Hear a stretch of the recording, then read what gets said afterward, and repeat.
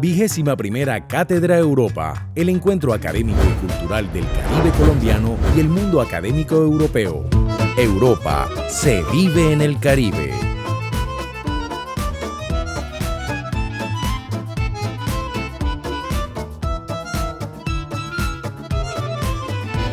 Unos breves comentarios con respecto justamente a esta foto, como se ve, o sea, a esta imagen, como se ve, es un cartel de propaganda de principios del siglo XX, justamente de la compañía Hapag, de la Hamburg America Linie, que utilizamos frecuentemente para el anuncio de esta conferencia, y lo utilizamos justamente porque en esta imagen se ve un barco que quedó justamente aquí al lado de Barranquilla, al lado del muelle de Puerto Colombia, como un barco hundido, y el hundimiento de este barco tuvo lugar justamente, casi justamente hace 100 años, en abril, no recuerdo la data exacta, el 22 de abril de 1918. El barco es un vapor de la Hapag con el nombre Prinz August Wilhelm, que en español sería Príncipe Agosto Guillermo, y les doy algunos datos al respecto de este barco. Aquí tenemos una breve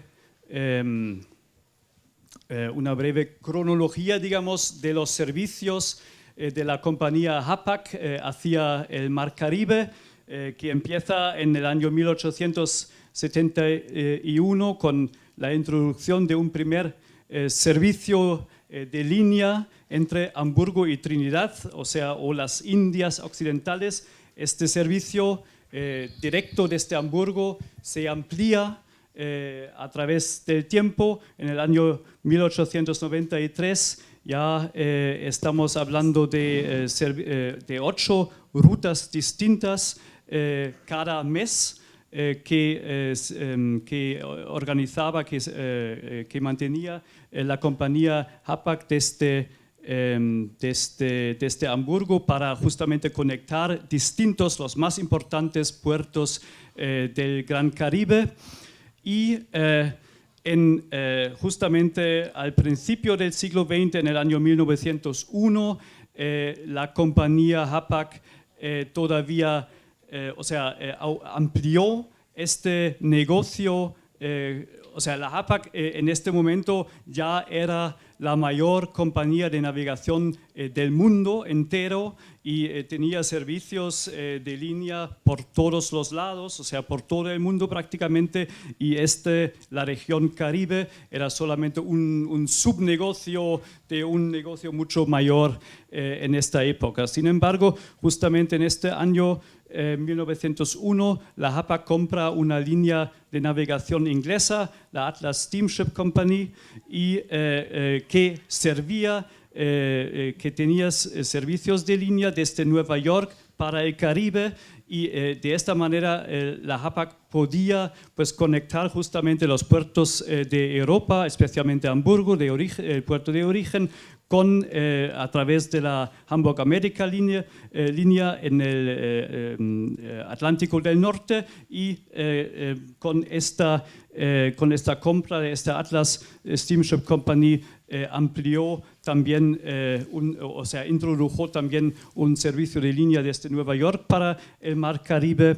Y justamente en este año 1903 se abre otra línea ya directa de vapores para el transporte de pasajeros, que era un negocio que en los años anteriores no ha funcionado tan bien, pero la compañía en este momento se atrevió de abrir una línea directa especialmente para el transporte de pasajeros, y desde Hamburgo, pasando por Francia, el norte de España, hasta La Habana y Veracruz. Y justamente para esta nueva línea la compañía Hapag introdujo una serie de nuevos vapores mixtos, tanto para carga como para pasajeros, pero digamos, de un equipamiento mucho más lujoso que en años anteriores y en barcos anteriores.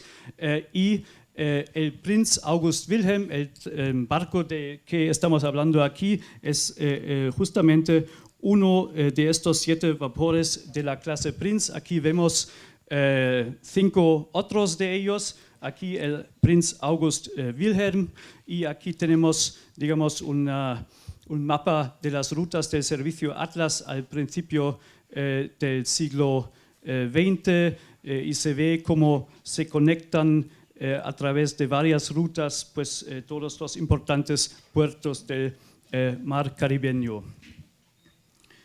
Finalmente, algunos datos sobre este barco. Es un barco, bueno, comparado con los grandes barcos, los realmente impresionantes vapores, los Ocean Liner de la de la línea Hamburgo-América, que pasaban por el norte del Atlántico. Este barco era un barco bastante pequeño, de alrededor de 5.000 toneladas. Fue construido en una constructora naval del norte de Alemania, y la botadura fue en el año 1902.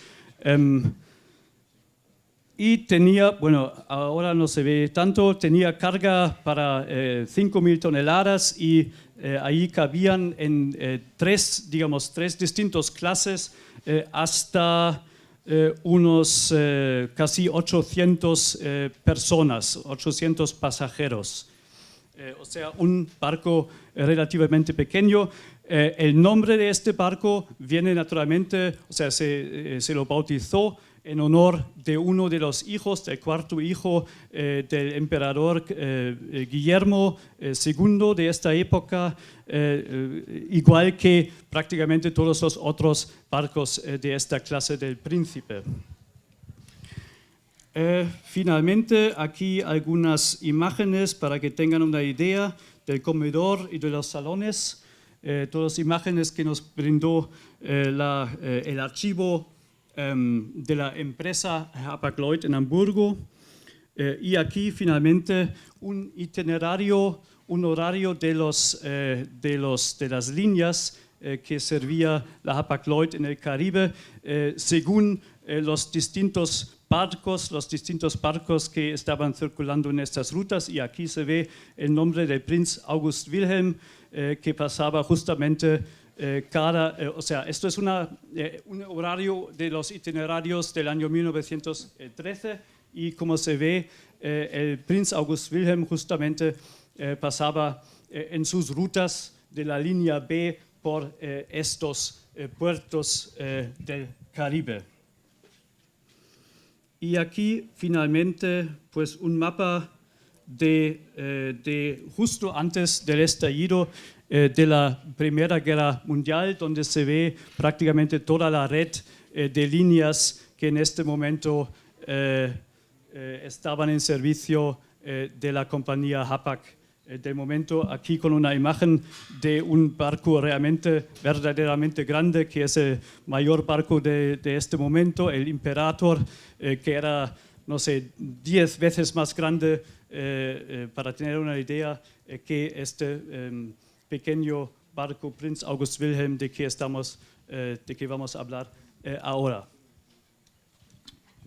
Esto para que nos sirva un poco de introducción.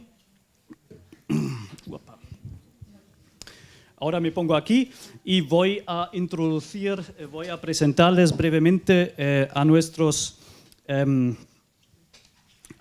3 conferencistas.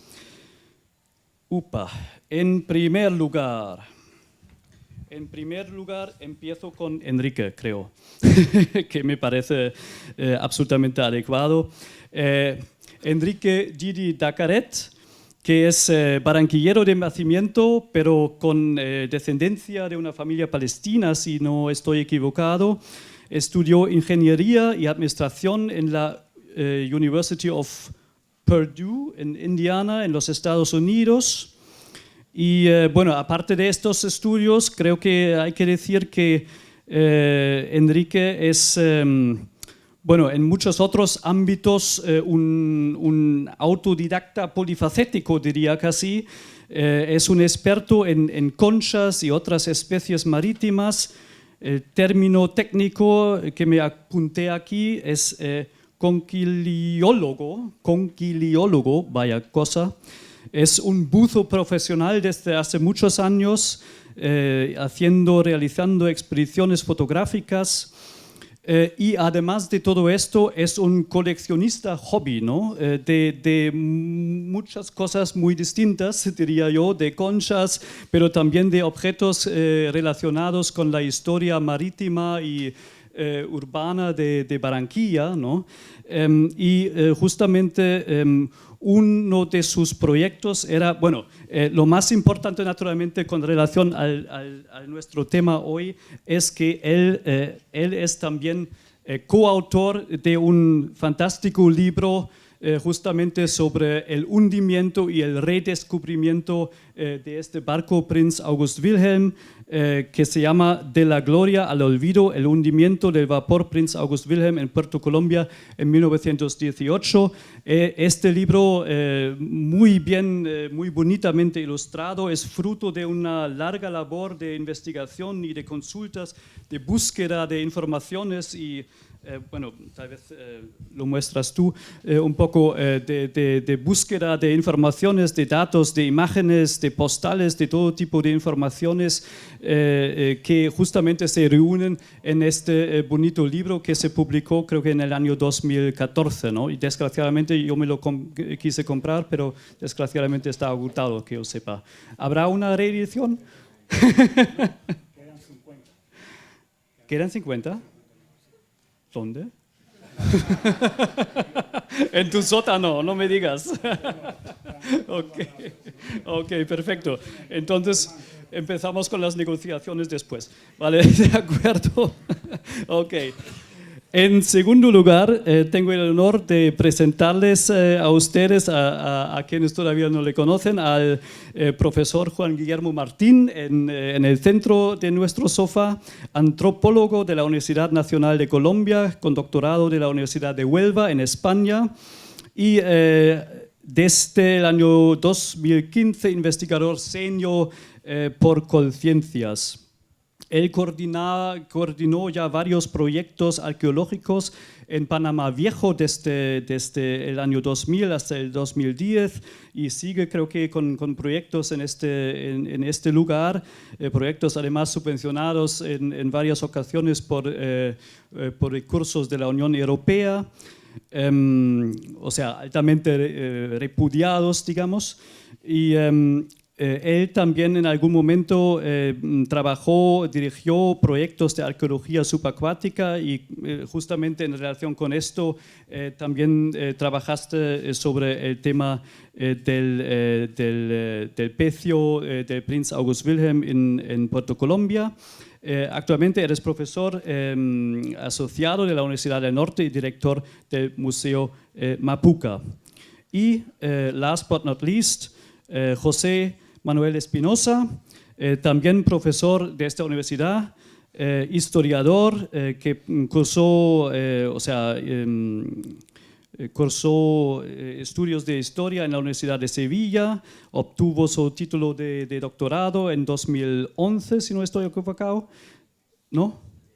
10, ok, de la Universidad Jaume I, en Castellón de la Plana, en Valencia, y en el año 2011 ingresó en la Universidad del Norte. Es especialista, experto de la historia colonial, especialmente de la región del Gran Caribe, y también vinculado justamente a este proyecto de investigación del Prinz August Wilhelm.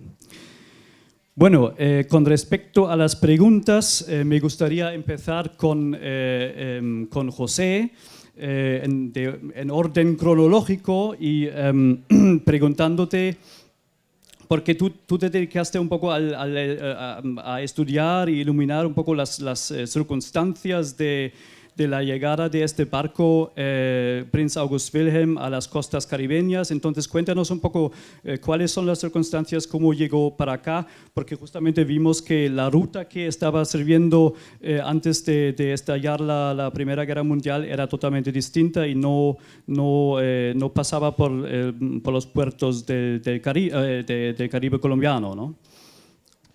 Sí, bueno, buena parte de la labor de investigación histórica ya la habían hecho Enrique y Eduardo para su libro, entonces ya teníamos el pecio identificado y los demás datos, digamos que básicos, y lo que sí tratamos con este proyecto en el que estábamos Juan y yo fue ir contextualizando mejor todo el asunto del hundimiento y demás. El Prince August Wilhelm llega a Barranquilla el 12 de noviembre del 15, el 12 de noviembre del 15, antes había estado refugiado en Santa Marta. Tenemos que tener en cuenta que lo que está sucediendo en el mundo en estos años es la Primera Guerra Mundial, que arranca en julio de 1914. Cuando estalla la Primera Guerra Mundial, al Prince le pilla en alta mar, en Jamaica, cerca de Jamaica, ¿vale? Así que automáticamente recibe la orden de refugiarse en territorio neutral para no ser apresado por cualquiera de los enemigos de Alemania, ¿vale? Y en ese caso, como os digo, estaba en las inmediaciones de Jamaica. Así que el puerto neutral más cercano que les queda y más amigable es Colombia, y hacia ahí se dirige y llega a Santa Marta en un principio durante todo lo que es el verano del 14 hasta noviembre del 15 se queda en Santa Marta. Luego se traslada precisamente a Puerto Colombia, porque digamos que la colonia alemana que hay en Puerto Colombia es bastante mayor, y como que buscando, digamos que una zona más confortable y donde el buque y su tripulación pudiese estar más protegido y resguardado. Ok, entonces se trasladó para Puerto Colombia, pero ¿cuáles son las circunstancias? El hundimiento, perdón, ya, se me fue. Una vez que el barco llega a Puerto Colombia, se queda aquí durante todo lo que queda de la guerra, ¿vale? Hasta 1918. Sin embargo, a principios del 18, la guerra para Alemania ya empieza a verse como perdida, y además la compañía, sobre todo la contraparte norteamericana, empieza a negociar, porque un barco parado durante toda la guerra como que no es totalmente improductivo, empieza a negociar, y el barco termina siendo vendido a una compañía norteamericana, la U Shipping Board.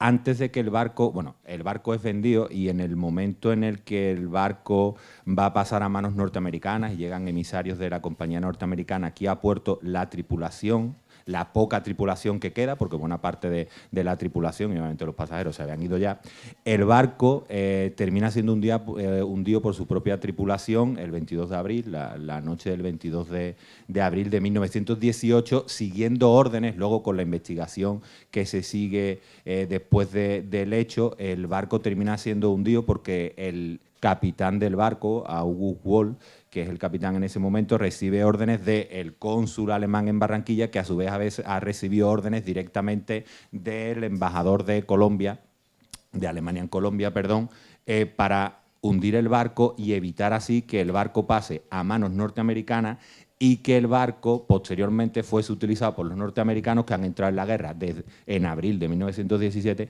para evitar que el barco alemán termine sirviendo para transportar tropas norteamericanas a la guerra en Europa. Por eso lo hunde. Sí, muchas gracias.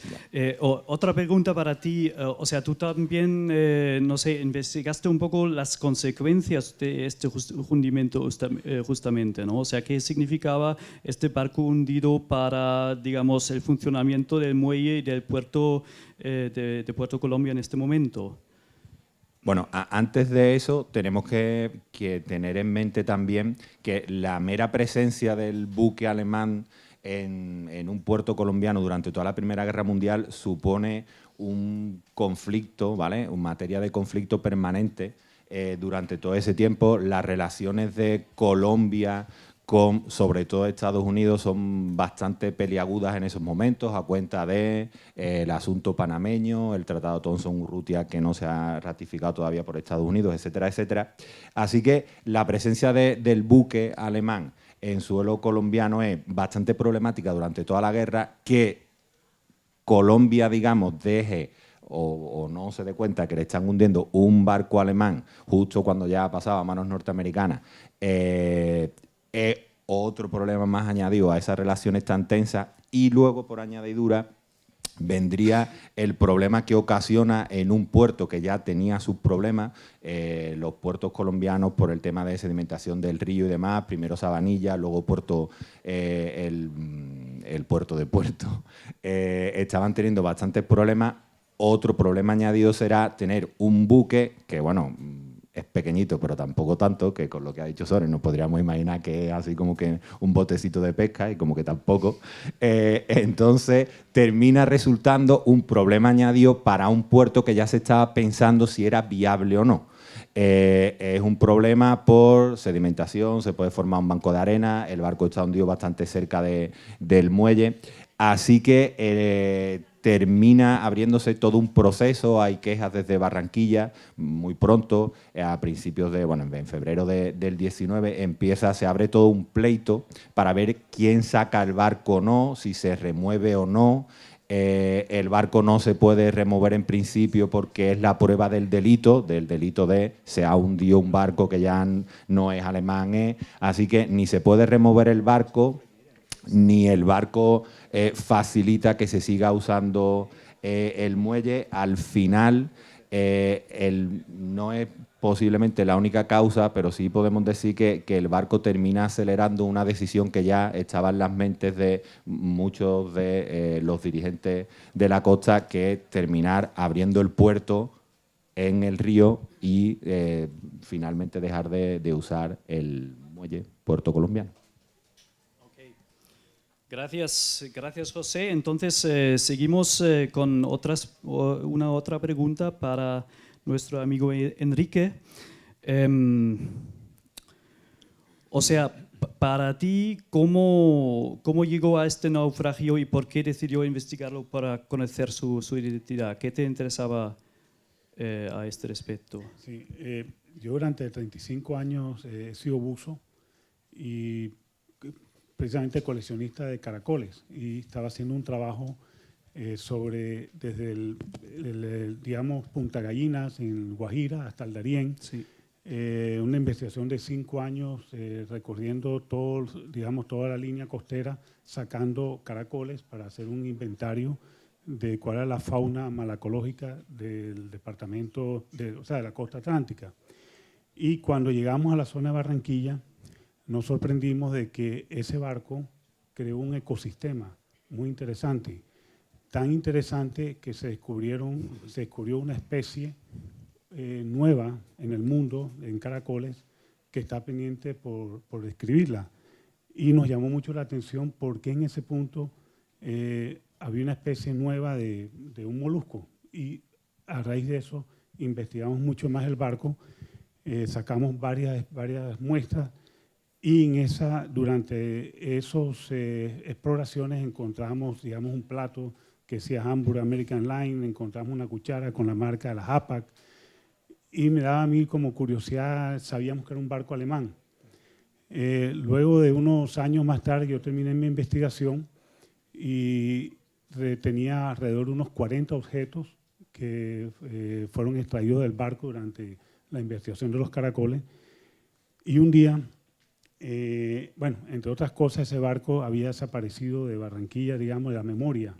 Nadie sabía, todo el mundo decía un barco alemán, pero nadie decía ni cuándo fue hundido, ni por qué se hundió, ni en qué año. Entonces, por otro lado, había un investigador, Álvaro Mendoza, en Estados Unidos, que se interesó por descubrir ese barco, cuál era el nombre. Y llegó un momento en que empezó a buscar archivos, consultas, y dio con el día en que el barco fue hundido, y comunicaron esa noticia a la Fundación Puerto Colombia. Entonces, en ese año, fue el 2000, fue el 2011, inmediatamente se hizo una exhibición en Puerto Colombia sobre la historia del vapor. Y ahí, cuando vi en las noticias, yo llevé aquellos objetos que había sacado junto con los caracoles, conocí a Álvaro Mendoza y llegamos a una conclusión que era muy interesante la historia y había que desenterrarla totalmente. Entonces hicimos una alianza entre él y yo y comenzamos en 2011 hasta el 2014 la investigación, en la cual nos llevó a ir a Alemania, a Jamaica, a Nueva York, en fin, a buscar fotos, documentos, casi 400 imágenes que existen en ese libro. Fue una búsqueda de periódicos y todo. Y por lo interesante la historia. Ok, muchas gracias. Muy, muy interesante todo esto. Hay una pregunta que, o sea, ¿que eran descendientes de la gente de la tripulación de este barco en los alrededores de Puerto Colombia? Pues, ¿puedes comentar un poco este asunto? Sí, bueno, nosotros localizamos durante la investigación 2 familias de alemanes que se radicaron en Puerto Colombia. Uno de ellos, el apellido, uno de ellos tuvo 6 hijos, pero al abandonar a la mujer en represalia, se cambió el apellido y ellos tienen el apellido de la mujer. Estos descendientes viven en Las Flores, por lo tanto, muchos de ellos hoy en día son rubios, ojos azules, y pues la gente se pregunta, son pescadores, pero son todos de origen alemán, ya que realmente el apellido de ellos era Esperer. Luego este alemán se casa ya con una segunda y ya tuvo una descendencia directa, de los cuales hoy en día existen en Puerto Colombia, y la familia Esperer son alrededor de unos 15 miembros de esa familia. Y el otro caso es una familia que hoy en día son casi 48 descendientes. Él tuvo 9 hijos y prácticamente viven en varias partes, inclusive del mundo, emigraron, y hay unos de ellos que todavía siguen en Puerto Colombia. De ahí conseguimos algunas informaciones. El resto de los tripulantes, nosotros logramos detectar que algunos se fueron para Cartagena, y otros se fueron para Bogotá y 2 para Bucaramanga, pero perdimos el rastro porque si no el libro se extendía. O sea, este hundimiento entonces trajo ricos frutos, ¿no?, para la comunidad de Puerto Colombia. Vale, y o sea, y que en la memoria familiar ¿cómo se quedó, digamos, de esta gente este hecho del hundimiento del barco? No tenía memoria. O sea, prácticamente se perdió. Desapareció la memoria. ¿De verdad? Sin embargo, hay algo muy curioso. En la casa del alemán, el de Esperer, cuando esa noche desembarcaron, sacaron 11 baúles, de los cuales yo conseguí uno de esos baúles que, digamos, en el centro de Barranquilla. Quedaron el resto de los baúles enterrados en la casa de ellos, y uno de esos baúles, después de muchos años, lo abrieron y sacaron una cantidad de documentos. De ahí nosotros tuvimos muchas imágenes y mucha información, pero ellos tampoco, los descendientes, desconocían exactamente el nombre del barco y toda aquella información. Sin embargo, hoy en día existen 10 baúles enterrados y hace 4 años se comenzó la excavación. ¿Qué pasó? Que se empezó a encontrar, empezaron a excavar, llegaron a 4 metros y se inundó totalmente de agua y suspendieron, volvieron a excavar, y la familia es muy religiosa, entonces decían de que sacar esos baúles iba a traer mala suerte, que tenían que traer una persona que hiciera ciertos hechizos, y total, no lo sacaron por temor a que podrían haber consecuencias, y ahí todavía siguen enterrados los baúles, donde ahí hay mucha información, objetos y toda clase de cosas. Para un futuro proyecto de investigación, ¿no? O sea, bueno, muchas gracias. Pasamos a Juan Guillermo.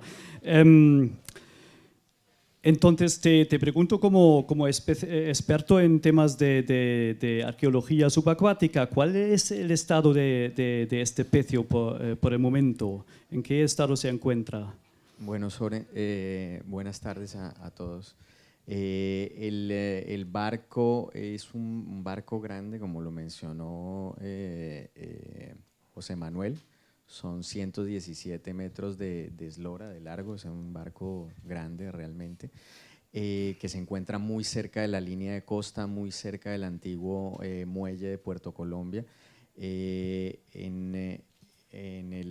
A lo largo del tiempo ha sufrido fuertes modificaciones debido al saqueo al que ha sido objeto por parte de pescadores y de ahí de la comunidad de Puerto Colombia, que vieron en el naufragio, en el barco, una fuente de materia, sobre todo de bronce y cobre. Entonces fue saqueado constantemente, eso utilizado también, y como lo mencionó Enrique, aprovechando la generación de un ecosistema supremamente rico en términos de biodiversidad.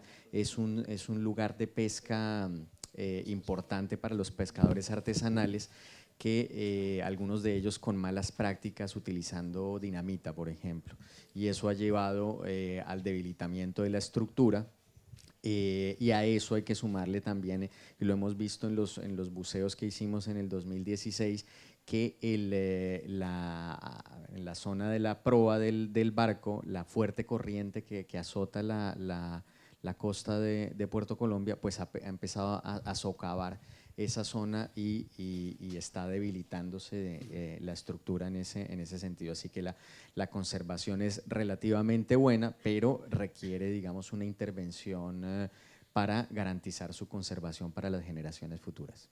Okay. Y que de hecho en la práctica, ¿qué se podría hacer para garantizar, digamos, la supervivencia de este pecio? O sea, ¿qué maneras, qué medidas hay? Bueno, hay medidas que se pueden tomar.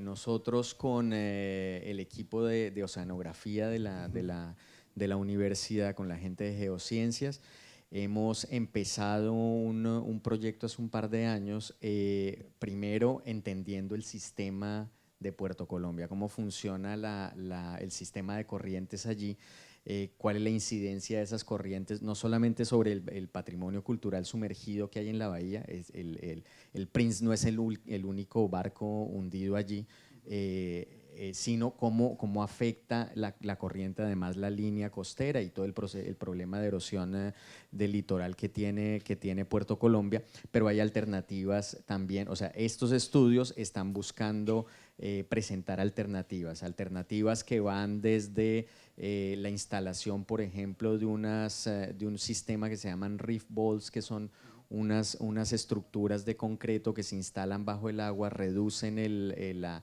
energía del agua y garantizarían entonces la conservación de ese patrimonio y además recuperación de biodiversidad de la bahía de Puerto. Esa es una alternativa que se está planteando, pero digámoslo así, que también esas alternativas dependen de una voluntad política, porque pues es un proyecto que tiene incidencia directa sobre la población actual de Puerto Colombia y que podría beneficiarlos en la recuperación de línea costera, en el aumento de la biodiversidad y la mejora de la pesca artesanal, y en la posibilidad de recuperar el área para actividades náuticas y deportivas. O sea que la implementación de un proyecto así llevaría a una incidencia directa en la calidad de vida de la gente de Puerto Colombia. Ok, muchas gracias. Y, o sea, hablando de voluntad política, ¿lo ves en el horizonte? No, esta cara no.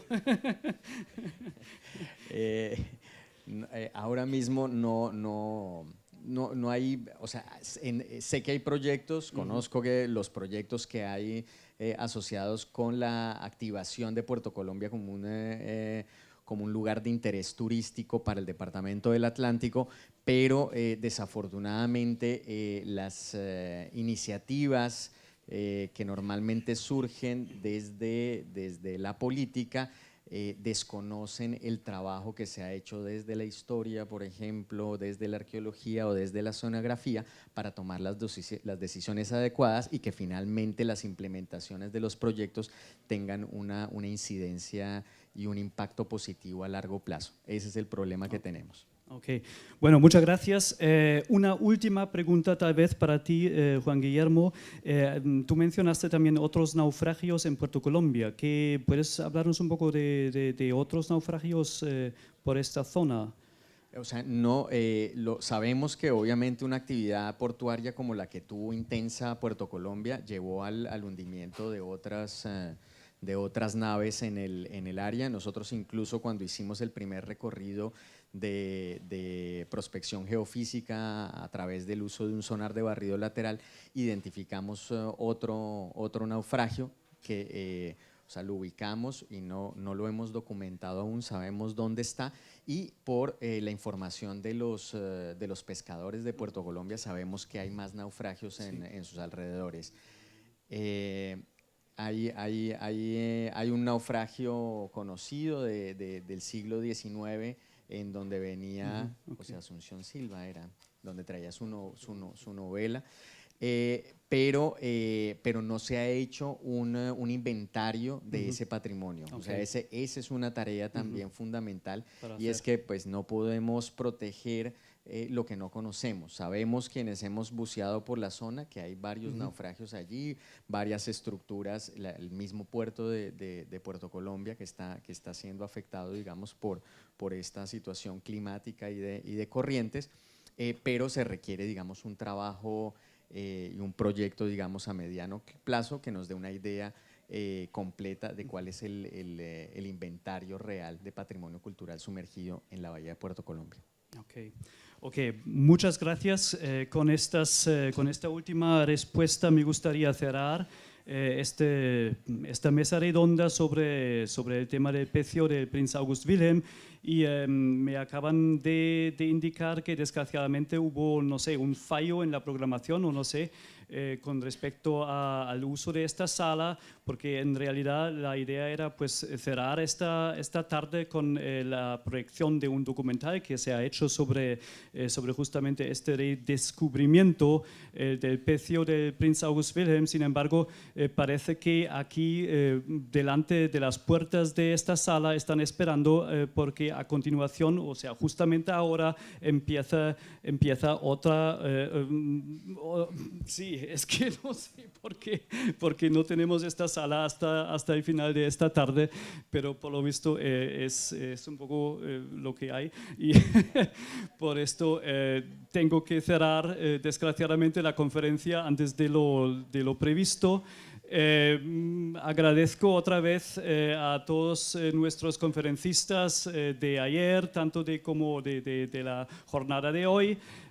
Agradezco al público, a la asistencia masiva a estos 2 días, que nos alegró bastante. Agradezco otra vez a la Fundación EULAC como patrocinadora de este evento.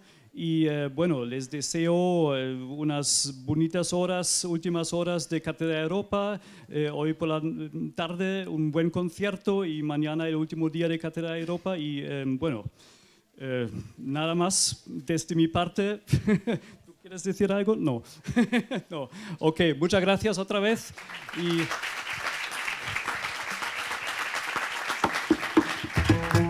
¡21ª Cátedra Europa! El encuentro académico y cultural del Caribe colombiano y el mundo académico europeo. Europa se vive en el Caribe.